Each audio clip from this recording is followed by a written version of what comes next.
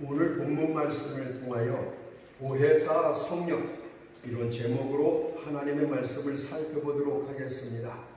보혜사 성령. 삼위일체 하나님은 성경에 나타난 진리입니다. 하나님께서는 성부, 성자, 성령 세 위격으로 계십니다. 그리고 각 위는 동등하신 하나님이십니다. 그러나 하나님은 세 분 하나님이 아니시고 오직 한 분 하나님이십니다. 구약에 나타난 삼위일체 하나님을 보십시오. 하나님께서 사람을 창조하실 때 우리라고 하심으로써 삼위일체 하나님이심을 계시하여 주셨습니다.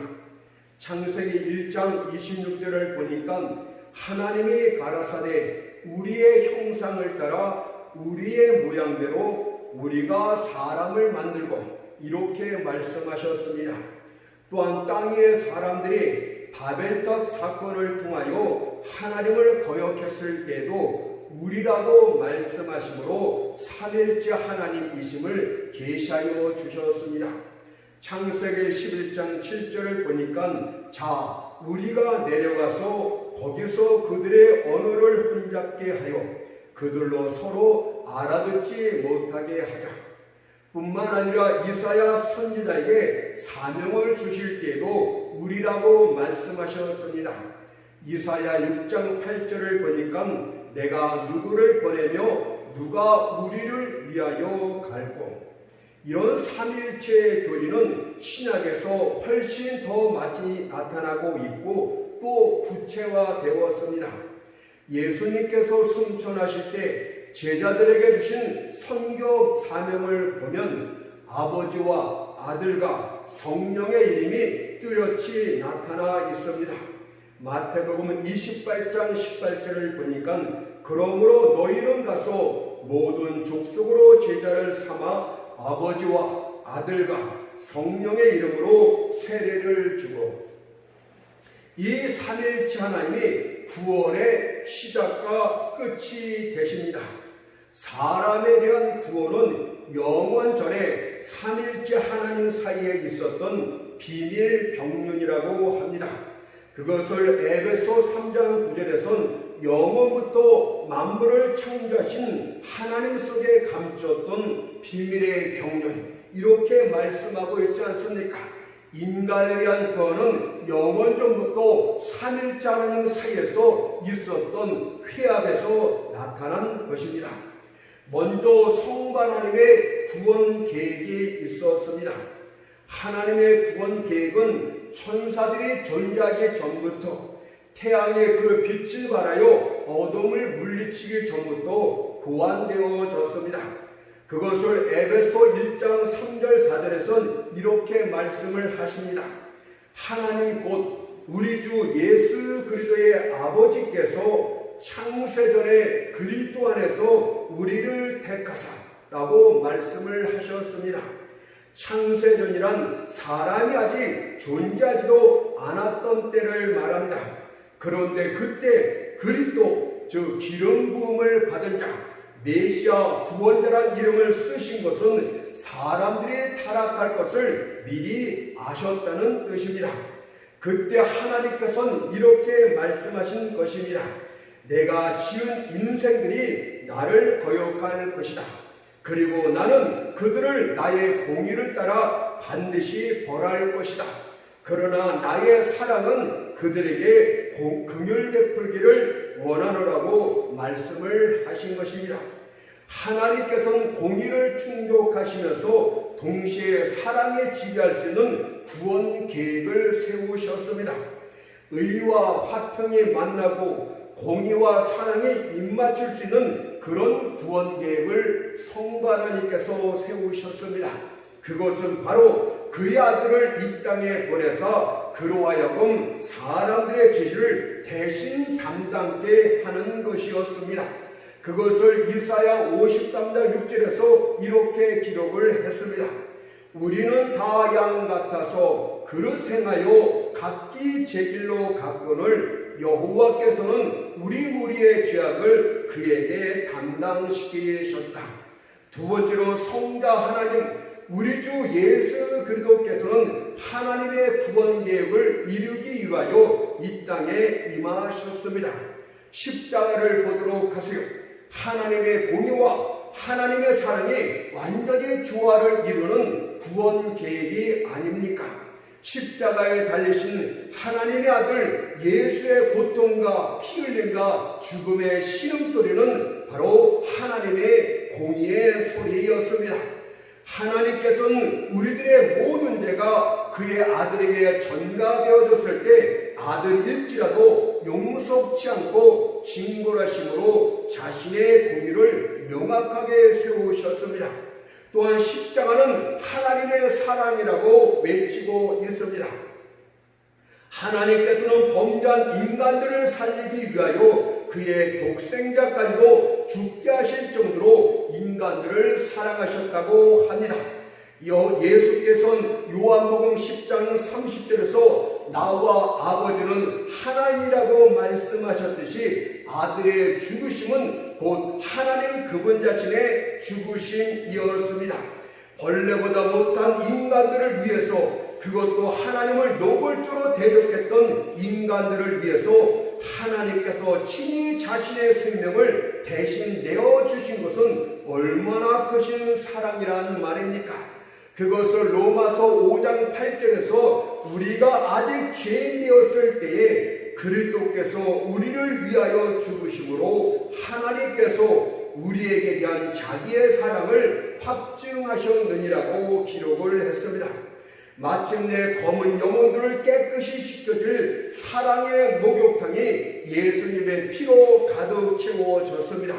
그러므로 이제 누구든지 예수를 믿기만 하면 보혈의 탕 속에서 모든 죄를 깨끗이 씻김받게 됩니다. 요한일서 1장 7절을 보세요. 그 아들 예수의 피가 우리를 모든 죄에서 깨끗하게 하실 것이요, 성부 하나님께서 구원의 계획을 세우셨고 선택하여 주셨고 예수께서는 그 구원의 계획을 십자가에서 완성하여 주셨습니다. 그리고 성령 하나님께서는 십자가의 공로를 사람들에게 적용시키기 위하여 이 땅에 임하셨습니다. 오순절날 예수께서 부활하신 후 50일째 되는 날에 급하고 강한 바람 소리 같고 불의 혀와 같은 성령 강림이 있었습니다. 그것을 사도행전 2장 1절 3절에서 이렇게 말합니다. 오순절날에 이미 이름에 저희가 다같이 한 곳에 모였더니 호련히 하늘로부터 급하고 강한 바람 같은 소리가 있어 저희 앉은 온 집에 가득하며 각 사람 위에 임하여 있더니 그리스도로 말미암아 모든 죄는 용서함을 받았다 할지라도 사람의 타락한 본성은 여전히 거룩함을 추구할 능력이 없습니다. 때문에 성령께서 오셔서 그 능력을 사람에게 주셔야만 됩니다. 영적 사망 가운데 빠진 영혼들을 새롭게 살려주시고 부패한 옛 마음을 새 마음으로 바꿔주셔야만 됩니다. 그래서 그리스도를 중요했던 마음을 주를 사랑하는 마음으로, 죄를 사랑했던 마음은 죄를 미워하는 마음으로 바꿔주셔야만 됩니다. 이것은 성령의 초자연적인 거듭남의 역사로 되어진다고 말씀을 하셨습니다. 그것을 에스겔 36장 26절에서 새 영을 너희 속에 두고 새 마음을 너희에게 주되 너희 육신에서 굳은 마음을 제하고 부드러운 마음을 줄 것이며 이렇게 말씀을 하십니다. 우리에게 새 영과 새 마음을 주셨습니까? 그 다음에 성령께서 그 안에 거하십니다. 성막을 지을 때도 하나님의 시향대로 지은 다음에 완성한 다음에 하나님의 임자심이 나타났던 것처럼 성도들은 하나님의 성전 아닙니까? 하나님께서 새 영과 새 마음으로 하나님의 원하시는 모양대로 만드신 다음에 그 다음에 성령이 내주심으로써 영적인 성전이 되는 것이 바로 그리스도인들입니다. 그것을 에스겔 36장 27절에서 또 내 신을 너희 속에 두어 너희로 내 율례를 행하게 하리니 너희가 내 규례를 지켜 행할지니라. 성령이 여러분들 가운데 임하시게 되면, 내주하시게 되면 가장 두드러진 특징은 하나님의 말씀을 준수하고 하나님의 말씀을 사모하며 하나님의 말씀에 순종하는 그런 모습을 나타내게 된다고 합니다. 여러분들 성령의 내주하심이 있음에도 불구하고 나는 하나님의 말씀을 듣기 싫어한다, 하나님의 말씀에 순종하기 싫어한다, 하나님의 말씀에 관심이 없다, 이렇게 하고 있다면 여러분들 안에는 성령의 내주하심은 처음부터 없었던 것입니다. 우리 그 보혜사 성령께서 오셨음을 요한복음 14장 17절에서 이렇게 말씀을 합니다. 저는 너희와 함께 거하시며 또 너희 속에 계시겠음이라고 말씀을 하셨습니다. 성령이 우리와 함께 계심을 성령의 임재하심이다, 이렇게 성경은 표현하고 있고, 성령이 우리 안에 거하심은 성령의 내주하심이다, 이렇게 말씀을 합니다. 성령께서는 우리와 함께 하시는 성령의 임재하심과 우리 안에 내주하시는 성령의 내주하심 두 가지를 말씀하고 있어요. 성령은 성도와 관련해서는 항상 보혜사가 되신다. 보호하신다는 보자와 은혜를 베푸신다는 해자와 스승사자, 가르친다는 의미의 사절에서 우리 한글식으로 번역한 게 보혜사란 뜻이 됩니다. 그러나 성령님은 세상에 대해서는 죄에 대하여, 의에 대하여, 세상에 대하여 심판하시고 책망하신다고 말씀을 합니다. 우리 성도와 관련해서는 보혜사로 오셨다고 말씀을 하는 것입니다. 보혜사는 성령의 직분의 명칭입니다. 이거는 원어를 한글로서 번역한 뜻인데 그 옆에 불리움을 받은 자, 이런 뜻을 나타내고 있어요.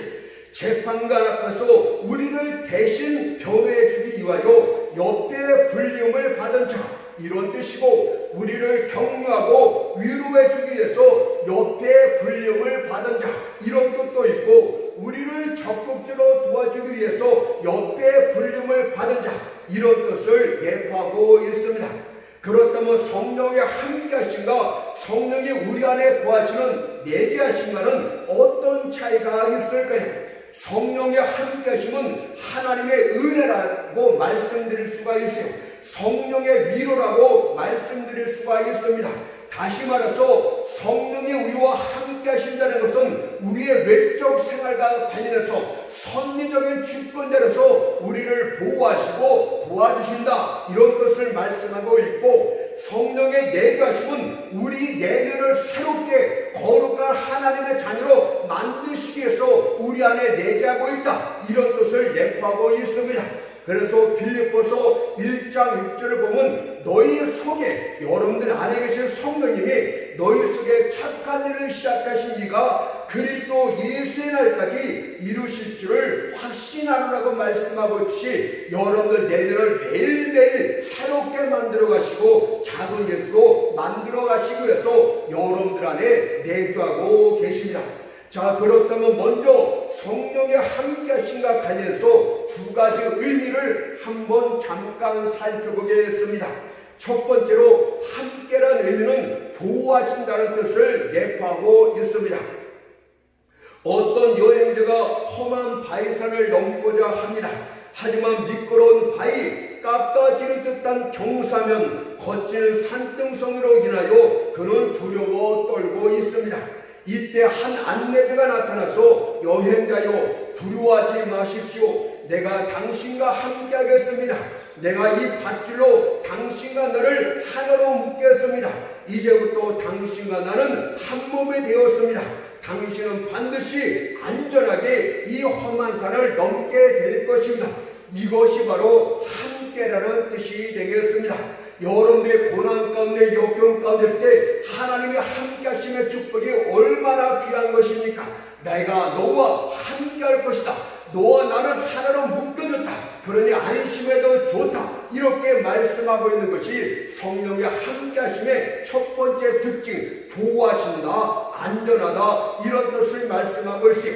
이것을 이사야 41장 10절에 구체적으로 말씀하고 있지 않습니까? 두려워 말라. 그 다음에 뭐라고 말합니까? 내가 너와 함께 하느니라. 놀라지 말라. 나는 네 하나님이 되니라. 성령 하나님께서 옆에서 나와 함께 하시고 나와 그분을 하나로 묶었는데 우리가 어째 잘못될 수 있다는 말입니까?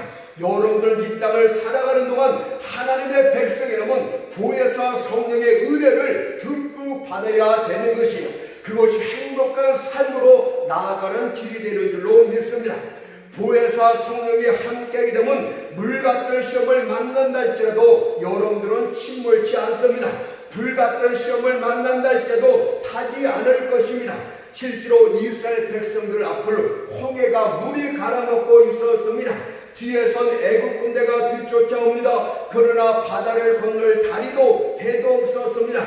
과연 이들의 결말은 어떻게 되겠습니까? 이때 모세가 하나님께 부르짖었더니 홍해가 갈라지면서 그 가운데로 한 길이 나타나 무사히 홍해를 건널 수가 있었습니다. 그것을 출애굽기 14장 21절에서 이스라엘 자손이 바다 가운데 육지로 행하고 물은 그들의 좌우에 벽이 되니 라고 말씀을 합니다. 그렇다면 위태한 때 보혜사 성령님을 간절히 찾도록 하십시오. 성령의 임재하심 가운데 거하도록 하십시오. 그러면 여러분의 모든 것을 휩쓸고 갈 물 같은 시험을 만난다 할지라도 반드시 피할 길이 나타나게 될 줄 믿습니다. 그것을 고린도전서 10장 13절에서 이렇게 말합니다. 시험 당할 즈음에 또한 피할 길을 내사 너희로 능히 감당하게 하시느니라고 말씀하고 있듯이 감당케 만들어 주시니 성령 하나님은 시험을 만나지 않게 하신다 이렇게 말씀하신 적이 없어요. 시험을 너희는 반드시 만날 것이다. 고난과 연단 가운데 있을 것이다. 그러나 내가 너와 함께함으로 피할 길을 열어주리라.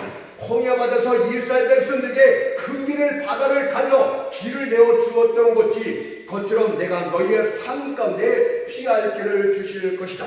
이것이 바로 성령님이 우리와 함께 하시는 축복이 되겠습니다. 이것은 불같은 시험을 만났을 때도 마찬가지입니다. 다니엘의 세 친구가 뜨거운 풀무불 가운데 던져집니다. 그러나 느부갓네살 왕의 풀무불 속을 쳐다보니 그들은 안전하였고 또한 세 사람이 아니라 네 사람이 불 속을 거닐고 있었다고 합니다. 그리고 그 한 사람은 하나님의 아들 같았다고 합니다. 그것을 다니엘서 3장 25절에서 왕이 또 말하여 가로되 내가 보니 결박되지 아니한 네 사람이 불 가운데로 다니는데 상하지도 아니하였고 그 넷째의 모양은 신들의 아들과 같도다. 우리 주님이 우리 성령님이 보혜사 성령님이 여러분들과 함께 할 수 있다면 불같은 시험에서도 머리카락 하나 손상되지 않게 될 줄 믿습니다. 그러므로 여러분들 역시도 맹렬한 불같은 시험을 만났을 때도 보혜사 성령과 함께 하도록 하세요. 그렇게 할 때 이사야 43장 2절의 말씀처럼 네가 불 가운데로 행할 때도 타지도 아니할 것이요 불꽃이 너를 사리도 못하리라는 역사가 있게 될 줄 믿습니다. 하나님의 축복이 얼마나 귀합니까? 성령 보혜사 성령이 우리와 함께 하심으로 우리가 보호받고 있다는 이 놀라운 사실, 이것을 외면하면 되겠습니까? 오늘 하나님의 성령이 함께 하시는 이 축복을 잃어버리지 않도록 노력을 하십시오. 두 번째는 함께라는 것은 계속적인 도심이 있다는 의미도 나타내고 있습니다. 여러분은 옛날 역마제도를 기억하실 것입니다.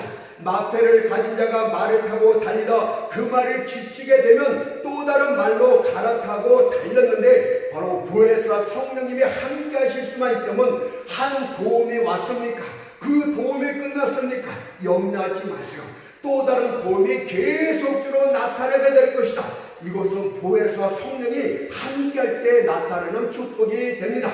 다윗을 보십시오. 그의 인생 가운데서 주의 도우심이 계속적으로 나타났습니다. 소년 목동 시절에 사나운 짐승들이 양을 움키고자 할 때 그가 짐승들과 싸워 이길 수 있었던 것은 사무엘상 10장 37절의 말씀처럼 여호와가 함께 하셨기 때문입니다. 여호와께서 나를 사자의 발톱과 봄의 발등에서 건져내셨으리라고 고백하고 있지 않습니까? 또한 그가 물맷돌 하나로 거인 골리앗을 이길 수 있었던 것도 하나님의 도우심 때문이었음을 사무엘상 17장 46절에서 말합니다. 오늘 여호와께서 너를 내 손에 붙이시리니 내가 너를 쳐서 네 머리를 베고. 오늘 성령님이 함께할 수만 있다면 보혜사 성령으로 말미암아 골리앗 같은 시험도 단번에 물리칠 수 있는 축복이 있게 됩니다. 창의 명사서 사울이 던진 창으로부터 안전할 수 있었던 것도 주가 함께 하셨기 때문이라고 말씀을 합니다. 사무엘상 18장 11절 12절에 보니까 내가 다윗을 벽에 박으리라고 그 창을 던졌으나 다윗이 그 앞에서 2번 피하였더라. 여호와께서 사울을 떠나 다윗과 함께 계시더라. 뿐만 아니라 다윗이 왕으로 있을 때 그의 아들 페르나 압살롬과 모략과 아이도벨의 반역을 일으켜 다윗을 왕위에서 쫓아냅니다. 그때 아이도벨은 후환을 없애기 위하여 도망치는 다윗을 끝까지 쫓아 죽이자고 압살롬에게 권면을 합니다. 그러나 하나님의 도우심으로 그의 모략이 실패로 돌아가고 맙니다. 사무엘하 17장 14절 보니까 이런 여호와께서 압살롬에게 화를 내리라서 아이도벨의 좋은 모략을 파기로 작정하였습니다. 하나님의 여러분들과 함께 하시면 적들이 좋은 계략을 갖고 있고 좋은 위치에 있다 할지라도 다 실패로 돌아가고 맙니다. 주의 도우심은 다윗에게 이따금 나타나는 것이 아니라 그의 인생 전체에 계속해서 나타났습니다. 그래서 다윗은 뭐라 그럽니까? 하나님의 마음에 합한 자, 성령님과 항상 같이 했던 자라고 말씀을 합니다. 그래서 다윗이 시편 63편 7절에서 고백하기를 주는 나의 도움이 되셨습니다. 내가 주의 날개 그늘에서 즐거이 부르리다. 이렇게 고백하고 있지 않습니까?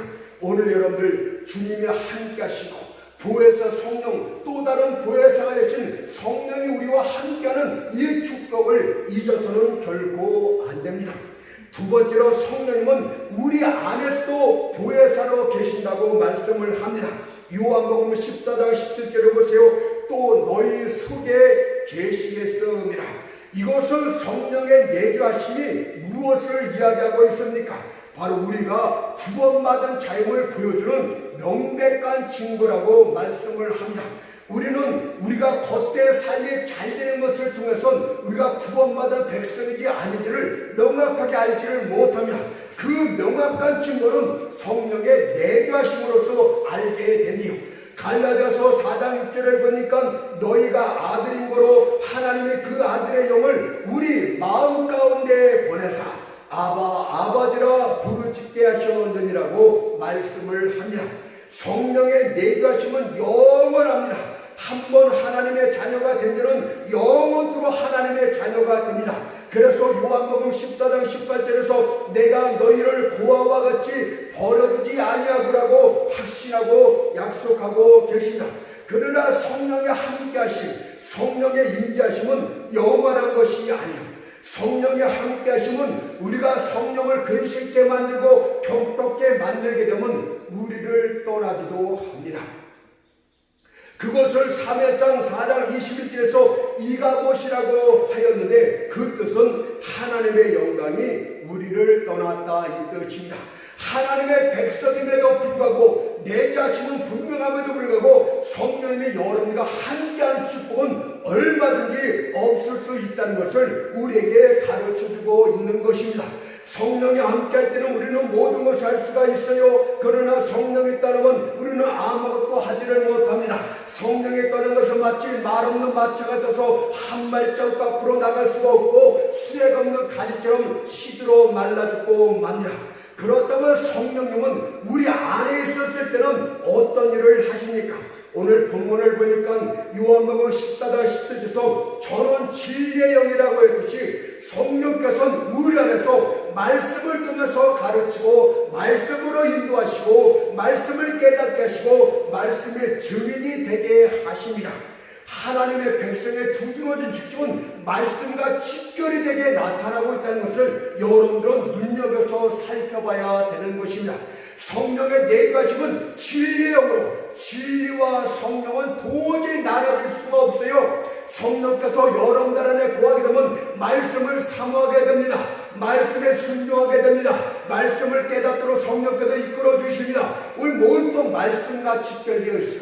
그래서 말씀을 잘 순종하는 자는 궁극적으로 성령이 함께 하신 축복이 자동적으로 오는 것이에요. 말씀을 듣지도 않고 말씀에 순종하지도 않고 말씀을 외면하는 자들에게 성령이 함께 하신 축복은 도저히 있을 수가 없습니다.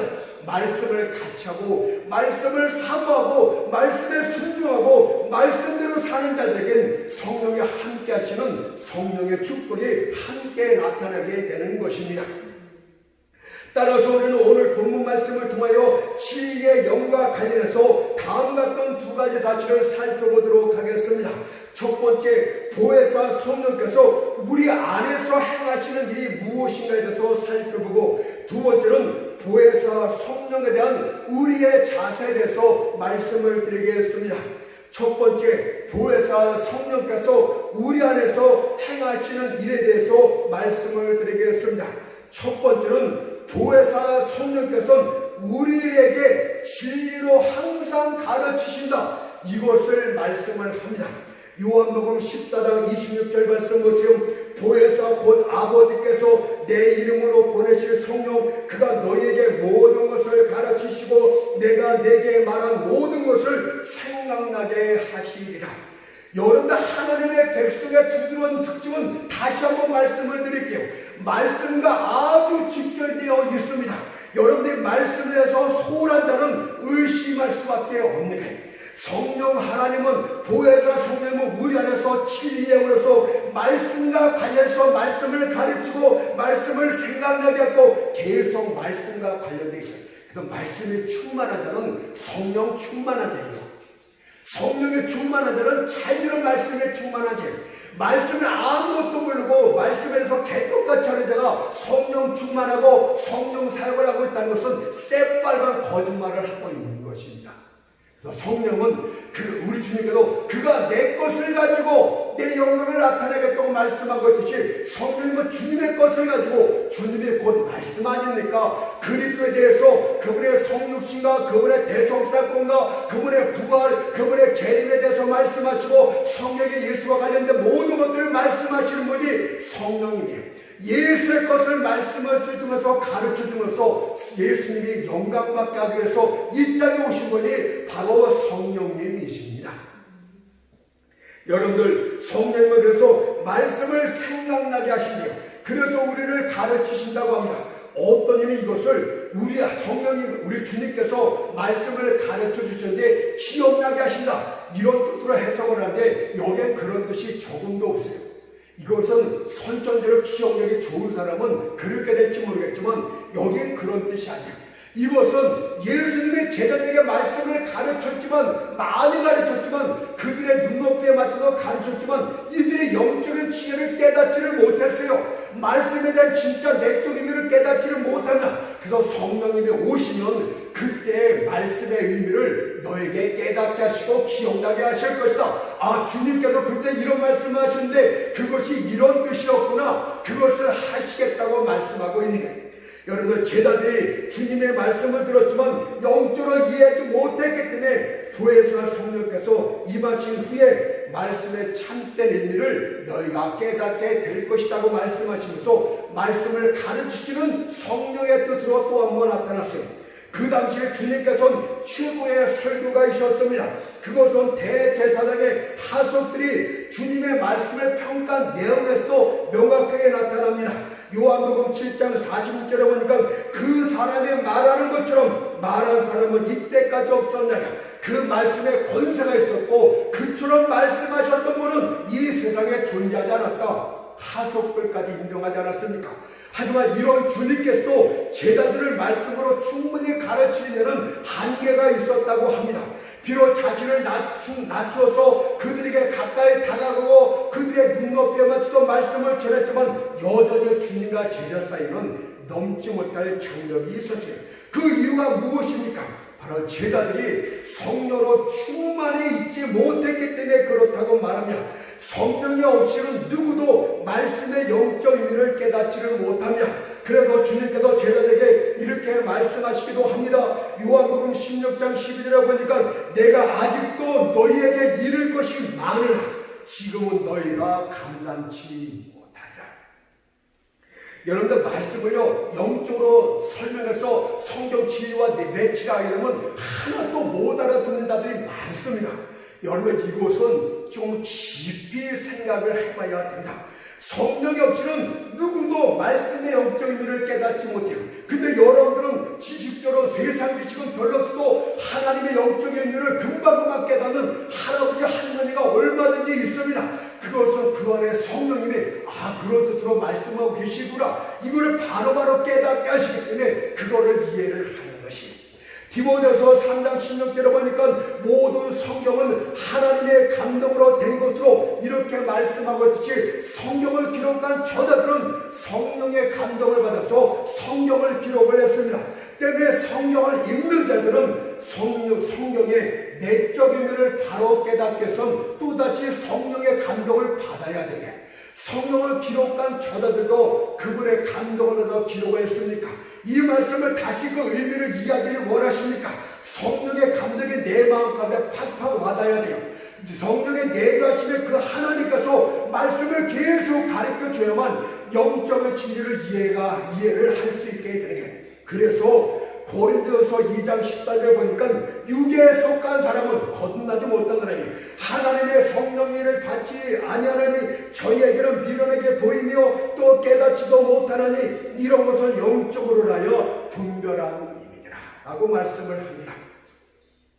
여러분들 또한 성령은 우리를 말씀으로 직접 가르치기도 합니다. 하나님의 말씀을 들을 때 그걸 영적으로 이야기하심으로써 말씀을 가르치기도 하고 우리에게 말씀을 직접 가르쳐주기도 합니다. 어떻게 가르쳐주는지 아십니까? 우리는 완전하고 흠없는 교과서인 성경을 갖고 있어요. 그렇지만 여전히 성경을 가르쳐줄 가정교사가 필요한데 그분이 바로 성령님이십니다. 우리의 성령님 부회사 성령은 가정교사다 이렇게 말해도 틀린 것이 아니에요. 그렇다면 말씀을 가르친다는 것은 도대체 무슨 뜻입니까? 예를 들어서 내가 어떤 사람에게 한 장소를 분명히 가르쳐주고자 할 때는 단순히 말해서는 잘 못 알아들어요. 그 지역의 구석구석을 자세히 설명해 줘야 되고 다정하게 되풀이해서 설명해 줘야 되고 또 적당한 예를 들어서 설명도 해줘야 됩니다. 근데 우리 성령께서도 우리에게 말씀을 가르치실 때 이렇게 하십니다. 성령께서는 말씀을 가르쳐 주시기 위해서 그 말씀과 짝된 다른 말씀을 우리에게 넌지시 가르쳐 주십니다. 이런 것들이 있어야 돼요. 우리 신약의 말씀을 보는데 도대체 이것이 무슨 뜻인지 몰래 아버지 앞에 나가서 기도를 합니다. 성령께서 성경을 기록한 저자 아닙니까? 이 말씀의 뜻을 모르겠습니다. 그러면 구약에 대한 어떤 말씀을 거기다 넌지시 금방 생각이 나요. 내가 생각하지도 않았는데 또 다른 성경구절에 어떤 의미를 가르쳐 줘요. 그러면 그 말씀을 읽을 때 이것이 그런 뜻이구나 이렇게 깨닫게 된다. 성령은 실제로 이렇게 가르치죠. 또 여러 가지 이런저런 비유를 생각나게 하심으로써 그 말씀을 쉽게 이해하게 만드십니다. 세상적인 어떤 비유를 내게 생각나게 하고 자연의 어떤 것을 통해서 내가 깨닫게 함으로써 그 말씀의 의미를 자꾸 깨닫게 하시고 쉽게 부어주시는데 그분이 바로 성령님이에요. 뿐만 아니라 말씀을 사모하는 자들에게 마치 벌이 꽃 속에 꿀을 빨아듯이 그 말씀을 사모하는 마음을 계속 부어주신다. 그래서 말씀을 깊이 있게 나가는 거예요. 자꾸 사모하는 마음을 주시기 때문에 이 말씀은 무슨 뜻인가? 이 말씀은 어떤 뜻인가? 자꾸 사모하는 마음을 주시기 때문에 말씀을 알게 되는 거예요. 또 하나 보혜사 성령께서 주일 설교와 관련해서 말씀을 주셨습니까? 이건 제 경험인데 하나님의 상향에 맞는 경험들을 알게 하십니다. 하나님의 어떤 성령께서 말씀을 주십니다.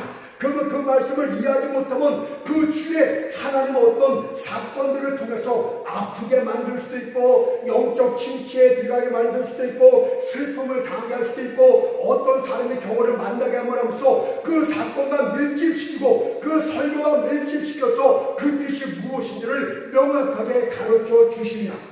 사실 하나님의 종들은 이렇게 가르침을 받아야 돼요. 제가 잘난 척하는 것이 절대 아니에요. 정말 절대하게 성령이 우리 안에 와서 말씀을 계속 가르쳐준다고 말씀하고 있지. 이것은 당연한 거예요. 당연한 거. 하나님의 성도들은 당연해야 됩니다. 이것이 말씀을 하나님은 경험을 통해서 계속 깨닫게 하신다. 하나님은 어떤 말씀을 주면 우리 못 깨달아요. 하늘 몇 번에도. 그러나 성령님은 생활 가면서 경험케 하시면서 그런 뜻이었구나. 그렇게 하고 내 자신을 돌아보기도 하고 하나님의 귀하심을 보게 되면서 자꾸 깨닫게 하십니다. 또한 진리의 요한복음 16장 13절에 보면 요한복음 14장 15절 16절에 보혜사에 대해서만 계속 나타나는데 진리의 성령에 대해서만 계속 말씀합니다. 뭐가 직결되어 있다는 것을 금방 눈치채지 않습니까? 요한복음 16장 13절에 보세요. 진리의 성령이 오시면 요한복음 16절에 뭐라고 말하는가 보세요. 그가 너희를 모든 진리 가운데로 인도하시니. 요한복음 14절에서 보혜사께서 말씀을 가르치게 하시고 말씀을 영적인 일을 기억나게 하시고 이렇게 하신다고 말씀하셨고, 요한복음 16절에서는 진리의 성령께서 우리를 진리 가운데로 인도하신다 이렇게 말씀하세요. 가르친다는 의미하고 인도하는 의미는 많은 차이가 있습니다. 제 경험상으로부터 말씀하니까 꼭 진리는 아닙니다. 여러분들, 가르친다는 것은 어떤 한 부분 특정 부분을 말씀하고 있어요. 성령이 어떤 귀절, 어떤 말씀을 특징적으로 말씀을 하고 있습니다. 그런데 이 인도하신다는 말은 그것이 아니에요. 총괄적으로 보게 하신다고 말씀하고 있어요. 예를 들어 볼게요. 여러분들, 종려석에 가득한 동굴 속을 지금 들어갑니다. 근데 안내자가 종려석 하나를 가리키면서 설명해 주는 것도 좋은 일이에요. 그런데 안내자가 다른 말을 하지 않고 밝게 조명을 밝혀주면서 여기저기를 밝게 해주면서 내가 마음대로 보고 싶은 대로 여기도 보고 저기도 보면서 종려석에 있는 전체적인 과정을 다 보면서 성경의 진리를 전체적으로 보면서 총괄적으로 이해하는 것은 더 좋은 축복이 됩니다. 성령께서 내게 특별히 말씀하지 않고 말씀을 준비할 때, 말씀을 읽을 때 자꾸 진리 가운데로 인도하세요. 이것도 보게 하시고 저것도 보게 하시고 성경의 구약도 보게 하시고 신약도 보게 하시고 다른 책도 보게 하시고 자꾸 깨닫게 하시고 이런 총괄적으로 인도하시는 것이 있어야 돼요. 그러면 성령님과 아주 폭넓은 교제가 이루어지고 성령님의 뜻이 폭넓게 우리에게 올 수가 있어요. 여러분, 환상되는 꿈은 솔직히 말씀드려서 그것은 어린애들에게는 적합합니다. 어린애들은요, 글자를 몰라요. 그래서 그림책을 보여주지만 아주 단편적인 지식을 알게 됩니다. 근데 우리가 성경 말씀을 많이 알게 되고 영적으로 알게 되면 성령님과 많은 교제를 할 수가 있어요. 그분의 말씀을 준비할 때 그분의 말씀 안에서 많은 것들을 폭넓게 말씀하시면서 전반적인 진리를 깨닫게 됩니다. 설교하는가 기억나는 것이 아니에요. 설교 하나가 나오기 위해선 성령님과 얼마나 많은 교제가 있어야 되고 성령님 말씀에 인도하시고 얼마나 많아야 되는 것을 우리가 알게 됩니다.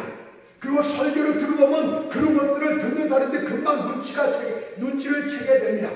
그러나 성령과 교제가 없이 진리의 영에 다스림 받지 못한 것은 설교가 아주 제한적이고 아주 좀 이상해요. 우리 마음에 와닿지가 않아요. 우리에게 감동을 주지가 않아요. 그냥 세상적인 이야기인 것 같아요. 여러분, 이것은 아주 민첩한 눈이 있어야만 분별할 수 있는데 그냥 막연하게 해도 그것을 마음으로 느끼게 되는 거예요. 여러분들, 그래서 우리는 성령의 인도하심을 받아야 돼요. 특히 하나님의 눈으로 폭넓게 하나님의 말씀을 알게 해서 인도하심을 받아야 돼요. 그리고 특별히 여러분들이 원어 성경, 특히 번역이 안 된, 번역이 자꾸 번역돼서 뜻이 변질된 성경보다는 먼 줄기를 찾아가는 것도 좋습니다. 그러나 원어를 모릅니까? 헬라어 히브리 모릅니까? 괜찮아요. 오늘 성경에 전해주신 주님께, 성령님께 나아가도록 하세요. 성령님이 가장 부드럽게, 가장 다정하게, 가장 쉽게 가르치십니다. 예? 어디서? 귀로 듣는 것이 아니고 성령님은 어디 계시니? 우리 마음 가운데 계신다는 게 마음에서 가르쳐 주는 거예요. 어떤 일은 성령의 음성을 귀로 듣는데요. 이상한 사람 아닙니까? 성령은 우리 마음 가운데 있어요. 인격의 자세히 마음 가운데 계세요. 마음에서 자꾸 어떤 말씀을 주시는 거예요. 그 영적인 언어는 단어를 하나 구사해서 되는 것이 아니에요. 한순간에도 수많은 문장을 한꺼번에 우리에게 마치 스크린에 비치듯이 한 번에도 주실 수 있어요. 여러분, 그러니까 그분과 교제를 하세요. 마음에서 그분이 우러나게 하실 그 말씀들을, 그리고 그것이 다 자기 성령의 음성이라 들어서는 안 돼요. 우리의 생각에서 나오는 것일 수도 있고, 마귀가 줄 수도 있고, 성령의 음성일 수도 있지 않습니까? 그래도 여러분은 분별해야 돼요.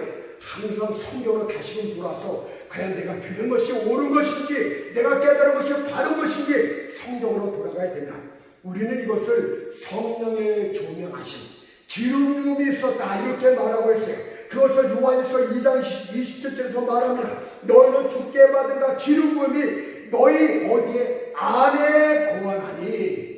기름 부음이 여러분들 안에 거하야 돼요. 너희는 주께 받은 바 기름 부음이 너희 안에 거하나니 아무도 너희를 가르칠 필요가 없고 오직 그의 기름 부음이 모든 것을 너희에게 가르치며 라고 말씀하고 있지 않습니까? 우리 하나님의 종들은 이 기름이 있어야 됩니다. 우리 안에서 기름이 있어야 되는 거예요. 성령님은 모두 환상을 보여주면서 설교 준비하라고 말씀하고 있는 것이 아니고, 그분은 성경 안에서만 말씀하세요. 그분은 성경을 벗어난 적이 한 번도 없습니다. 성경 안에서 이 말씀 저 말씀을 들으면서 우리에게 가르쳐주고 기름을 주시고 있는 것입니다. 본문에서도 보혜사 성령을 진리의 영이라고 하였듯이 성령과 말씀은 도저히 나누어지지를 않습니다. 성령 충만한 자는 말씀 충만하지, 말씀 충만한 자는 성령 충만하지. 볼 것도 없어요. 이 두 가지는 아주 절대적인 비례관계로 갑니다. 그래서 말씀을 영적으로 깊이 깨닫고 가르침을 받는 자가 있습니까? 그 사람은 두말할 것도 없이 성령의 인도하심을 충만하게 받고 있는 자다 이렇게 말해도 조금도 틀림이 없어요. 그러나 말씀의 영적임을 깨닫지 못하고 이해하지 못합니까? 그러면 그 사람은 성령과 무관한 자이든가 세속적인 크리스찬이든가 둘 중에 하나입니다. 마태복음 12장 3절 10절을 보게 되면 주님께서 바리새인과 서기관들에서 너희가 읽지 못하였느냐, 너희가 읽지 못하여 반복해서 이렇게 말씀하세요. 여러분들 바리새인과 서기관들은 율법의 정통자였습니다. 율법을 가르치는 선생이었습니다. 이들은 말씀의 글자 수까지 헤아리고 각 구절과 단어 위치까지 꿰뚫고 있는 자였습니다. 그러나 주님께서 그들을 향해서 한 번도 말씀을 읽지 않은 것처럼 취급을 합니다.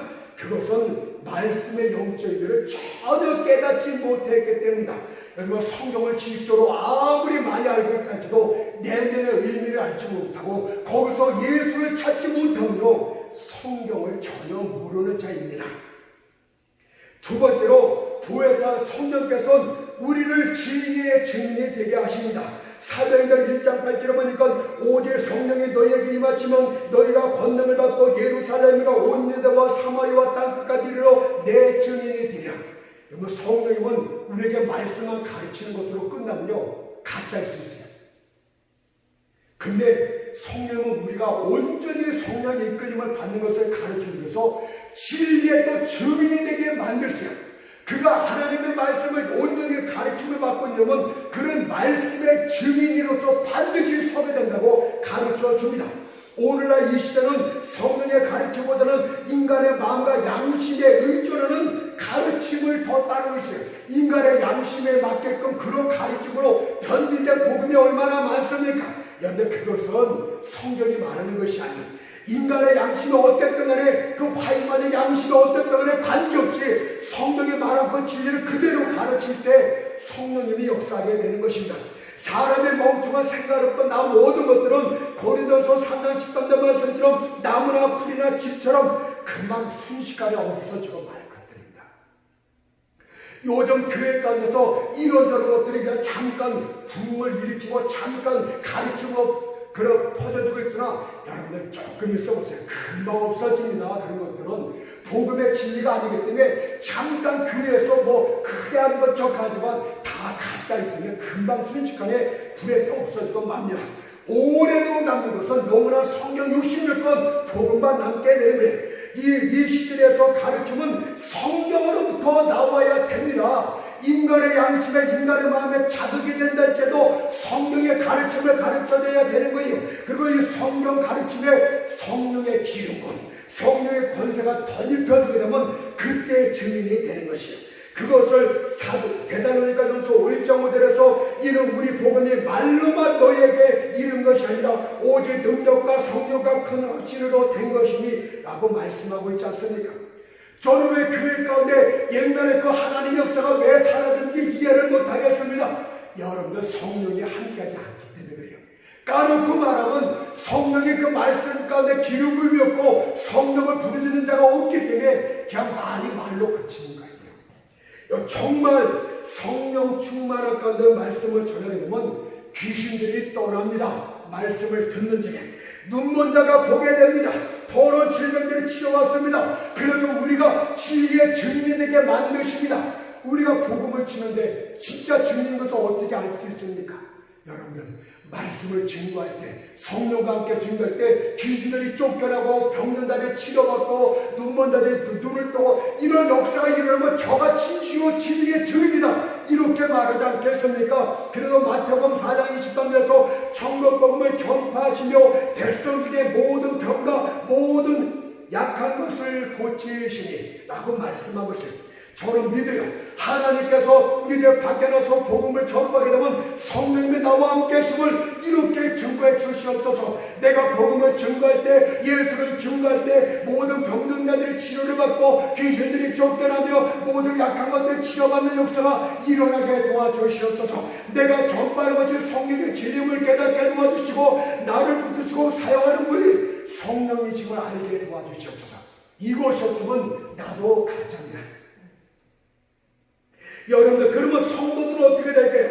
성도들은 성령의 말씀을 듣고 변화된 모습 그 자체가 진리의 증인이 되는 것입니다. 여러분들, 세상 사람은 귀로 설교를 듣는 것보다는 그리스도인들의 생활 자체가 한편의 설교입니다.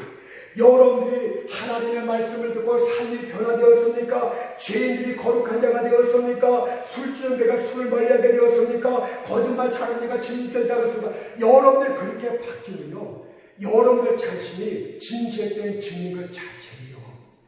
여러분들 하나도 안 바뀌고 입만 제잘제잘하는 사람이 얼마나 많습니까? 생활을 하나도 안 바뀌고 집에 가면 마누라 때리고 집에 가면 술 먹고 앞머리도 담배 피고 여러분들 그것이 진리의 증인입니까? 내가 성령께서 내게 꿈을 오고 말씀하시는데 내게 하나님의 음성을 말씀하는데 다 새빨간 거짓말이에요. 여러분들 자신이 증인이 되게 하신다고 성령님은 말씀하십니다. 성령님의 말씀을 가르쳤습니까? 가르쳤으면 여러분들 증인으로 만드시지요. 이것이 없으면 그거는 가짜입니다. 여러분의 변화된 모습을 보여야 되는 거예요. 여러분의 삶이 변화된 것을 보여야 되는 거예요. 그래서 사람들이 보고 정말 변화된 사람이다. 말씀을 듣고도 변화됐다. 이것이 진리의 증인이 된 성령님의 역사예요. 또 목회자들의 경우는 말씀을 듣는 역사가 일어나야 되는데 요즘은 교회에 보면 신사들과 순사들이 좋은 옷 입고 아주 뻗어하게 앉아서 그것이 크리스찬의 모습인 것처럼 보여주고 있어요. 여러분의 크리스찬의 모습은 십자가의 군병이 되어야 되는 것입니다. 세상과 싸워야 되는 것입니다. 여러분들 온전히 진리를 위해서 죽기까지 피 흘려 싸워야 돼요. 그런 모습이 하나도 보이지 않아요. 정장들은 신나 중녀밖에 없어요. 교회 가운데. 또 목사님은 나저 정장께 수필을 하나 둘씩 읽으면서 죽은 자들에게 설교하는 그런 죽은 목사 설교에는 아무것도 없어요. 말장난 위에는 아무것도 없어요. 성령의 역사가 일어나야 되지 않습니까? 사람이 하나도 변화가 안 되는데 무슨 성령의 역사가 있습니까? 말로만 성령 역사. 그 증거를 보여야 돼요. 보여야. 증거가 없으면 다 거짓말쟁이들 아닙니까? 여러분, 저도 제게 하나님의 역사가 안 나타나면 나도 새빨간 거짓말쟁이고 저도 감히 유튜브를 통해서 나가지만 저도 사표내고 나갑니다. 왜 역사가 없는 내 새빨간 거짓말쟁이지? 왜 내가 왜 거짓말쟁이로 교회에서도 왜 거짓말쟁이를 해야 됩니까? 오순절날에 베드로 설교를 보세요. 사도행전 2장 4장 보면 성령의 충만함 중에 복음을 증거했다고 합니다. 성령의 충만함을 받아야 돼요. 성령께서 그를 마음대로 움직일 수 있어야 되는 거예요. 그의 설교는 인간의 지역도 나온 것이 아니고 그의 설교의 중심은 예수밖에 없었어요. 베드로가 예수를 증거하면서 복음을 증거하면서 거듭남도 말합니다. 제사함도 말합니다. 세례도 말합니다. 모든 것들을 말하는데 성령 충만 중에 말했어요. 그러자 3,000명의 영혼이 죽게 돌아오는 역사가 일어났어요. 사도행전 2장 41절 말씀 보니까 이날의 제자 예수가 3,000이라 도하더라. 성경이 제자를 그냥 쓸데없이 교회에 대한 나오는 자를 제자라고 말합니까? 제자는요, 하나님 앞에 예수 앞에 완전히 헌신된 자가 제자 아닙니까? 예? 교회에서 정장 빼는 자가 제자가 아니요, 예수를 위해서 죽기를 각오한 자, 예수를 섬기기 위해서 모든 것을 내놓은 자, 이들이 제자냐. 이들은 성령 충만할 때, 복음을 증거할 때 그때 나타납니다. 교회가 이 모양 이 꼴이 된 거, 모든 목사들이 나를 욕하겠는데 한국교가 이 모양 이 꼴이 된 거 성령님을 무시했기 때문에 그런 거 아니에요. 예? 목사들이 무슨 일이 있습니까? 여름날 말제대로 뭐가 일어납니까? 여름 말제대로 교회에서 선한 일 하나도 안 일어나요. 성령님이 나타나야 돼요. 성령님이 함께해야 되는 거예요. 이 부패하고 음란한 이 시대에 성령님의 교회를 새롭게 하기 위해선 말씀에 충만한 자, 성령 충만한 자를 성령님이 찾아야 됩니다. 성령과 말씀으로 활활한 사역자만 있으면 여러분, 마른 장작들 같은 영혼들은 활활 터르고 영적 대풍이 일어나요. 많은 영혼들, 많은 사역자가 필요한 거 아니에요. 말씀으로 충만하고 성령으로 충만한 자 하나만 있으면 교회는 다시금 영적 대풍의 역사가 일어나게 됩니다. 여러분들은 어떻습니까? 그러면 이 말씀 때 성령께 쓰임받는 준비된 자가 있습니까? 여러분들 방 위에 물고기와 떡이 가득하게 있어야 돼요. 그래서 하나님의 말씀을 주고 언제든지 다른 자들에게 말씀의 꼴을 나눠줄 수 있는 이런 사람으로 준비되어 있어야 돼요. 여러분들 성령으로 충만해 있습니까? 여러분들 하나님의 말씀에 순종할 준비가 되어 있습니까? 세상과 구별된 위치에 계세요. 성령에 충만한 하나님의 존재는 세상과 제발 좀 구별된 위치에 서십시오. 세상과 똑같은 행동을 하면서 무슨 성령의 역사가 일어난다고 말합니까? 그런 목회자라면 세상 다른 건 똑같은데 거기서 성령의 역사가 일어나면 저는 또 그만둬야 돼요. 성령을 전할 말이 없어요. 여러분, 성령, 세상과 제발 좀 구별된 자가 좀 되시죠. 그러면 성령이 함께 하십니다. 불합한 것을 보지 않으면 내가 이 치유를 떠나지 않겠다고 말씀하고 있지 않습니까? 불합한 것이 많은데, 세상과 아부하는 것이 많은데 어떻게 성령이 함께 합니까? 여러분을 기도하면 들으세요. 듣기 싫어도 할 수 없어요. 두 번째는 그만하겠습니다. 오늘 다른 쪽 성령이 이끌으셔갖고 더 말씀을 전할 수가 없는데 우리 한 가지만 해도 충분할 거라고 믿습니다. 오늘 이 말씀을 통해서 성령이 함께 하신가, 성령의 내주하심을 다 이해할 수 있을 줄로 믿습니다.